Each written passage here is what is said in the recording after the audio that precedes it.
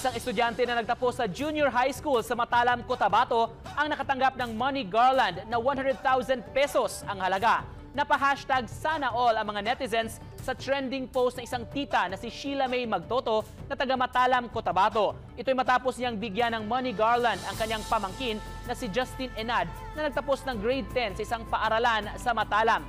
Pero hindi ito basta-bastang money garland dahil umabot sa 100,000 pesos ang cash na ikinabit dito.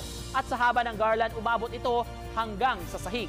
Ayon kay Sheila, nagparinig daw ang kanyang pamangkin na sana raw ay makatanggap siya ng money garland para sa kanyang graduation. Kaya wish granted. Si Sheila na kasi ang tumatayong ama at ina ni Justin matapos maghiwalay ang mga magulang ni Justin at mag-abroad ang ina nito. Labis naman ang pasalamat ni Justin sa kanyang tita at gagamitin niya raw ang pera bilang emergency fund sa kanyang pag-aaral. Tanging hiling lang daw ni Sheila na mag-aral ng mabuti si Justin at patuloy siyang gagabay sa kanyang